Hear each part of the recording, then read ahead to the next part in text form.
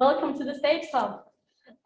He will be your moderator for today. He will take you through most of the program, and he will also be the one providing us all with a scene setter about today's topic. Because as you all know, what we're going to talk about today is essentially how the energy industry is moving from sustainability into circular economy, and who better to introduce you to this topic than Tom. So in the times that we are currently living in, and it's not insignificant a task to organize, to create, to have sessions, to organize the people, and then finally to do everything with remote. I think we've got people from different countries, not just different parts of the city here today. But it's also, I mentioned before, it's the mix of people. So I'm squarely in the built environment world, but the sessions I've attended have included legal and design, engineering, technology, energy, food, materials, finance, insurance, and we could go on and we could have them all here for a panel discussion, but we'd need a significantly larger room and a significantly longer time to get all the opinions and the directions and the cross-feeding together. But it is what we need in terms of all of those actors and all of those industries to change our city, and we're focusing on New York City, or the state really, but it's to change those influences to rebuild our city going forward to something that's more than it is today and reflects circular agenda. In the sessions earlier this week, I noted a couple of underlying themes that I think will be pivotal to CE at city scale. And the first one I think is probably the most important and often, unfortunately, the most neglected, and that's really the social equity and access to circular options for all. It's not just those who live in the right zip code or who have the right amount of disposable income and luxury to take a choice. It should be for everyone, and it should be accessible to everyone to live the way they want to live. And I believe the other element to this is a supportive supply chain. Sorry, I have a minor. There we go. Supportive supply chain. And I used that word earlier with one of my colleagues at an event, and they rightly corrected me and said, no, it's not about supply chain, it's a value chain. And we need to rethink that it's not just about supply, it's about what else are we bringing. So it's not cost, it's the history of the materials, where are we going, what can we do next, and then next after that. And so we need to think about those two things, and they're the parts that I'm looking hard at about how we can change some of these. But it's looking again, not for the output from whatever task we're doing, but the outcomes. How does the outcome impact what happens on a much larger scale than just the project we might be working on? How does that impact our society and our world? So I said I operate squarely in the built environment, and that specific value chain, we're currently able to move away from a traditional product and think about a climate responsive product. But in reality, I don't think we are truly sustainable yet, but I also think that that's not enough. We need to move beyond. We need to look at not just green, but sustainable. And then when we get close to sustainable, we need to look to restorative. And how do we make systems restorative in the biological sphere?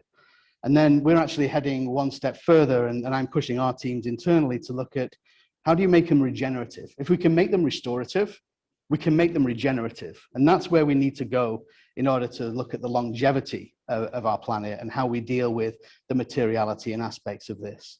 And that's where the supply chain, the value chain, correct myself, is really, really important.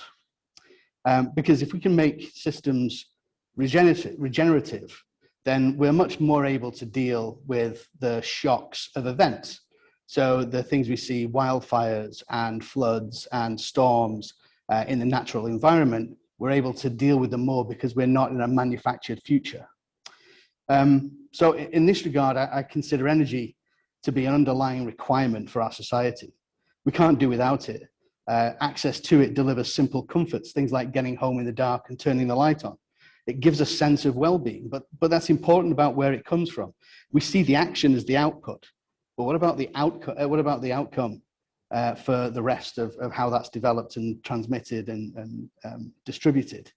But we're also abusive to that luxury as well.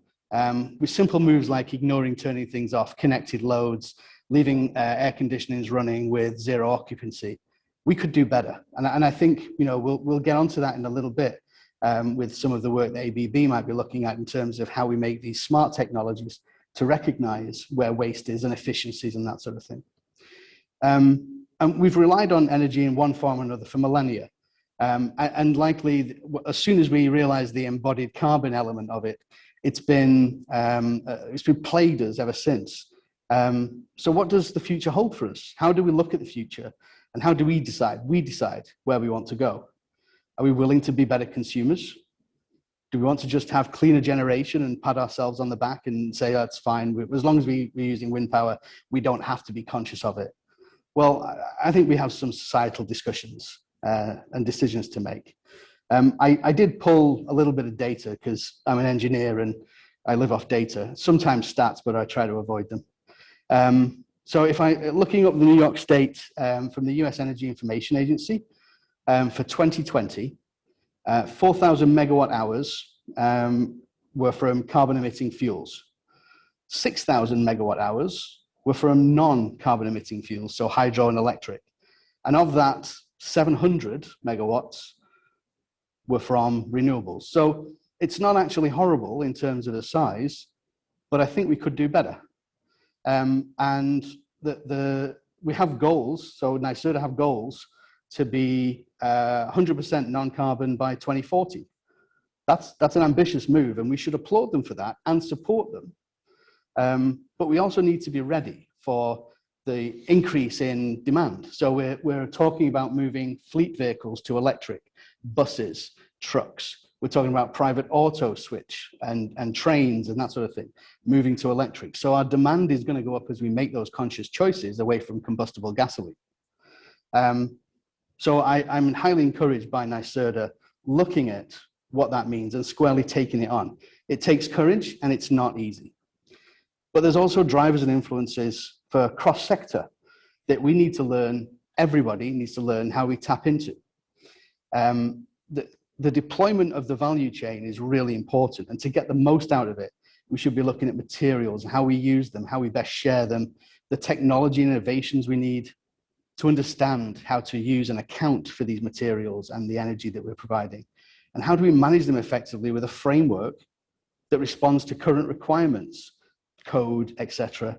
And influencing these changes requires different thoughts on legislation and working practices and accountability. And those simple elements are actually noted by some of our key sponsors for this entire week. And that gives me courage too, that it's not just, dare I say, a bunch of ardent tree huggers banging the same old drum. We're seeing it grow and people are looking at it going, that's right, that's the way. And so that should give us all courage to move into a future that we can deal with. But I wouldn't underestimate how difficult some conversations will be. We need to have those difficult conversations.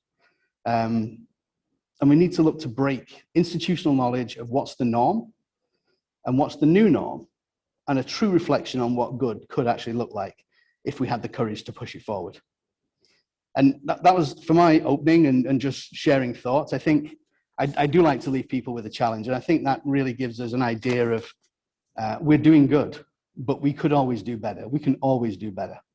And if we're honest with ourselves, that's when we need each other, and we need to look over the fence into the adjoining sectors and saying, I need some of that myself. I need some help in the legal frame. I need some help in built environment to actually get what I need. I need some help from material specialists and recycling and renewal experts. And that's where we need the courage to go out and say, I need help.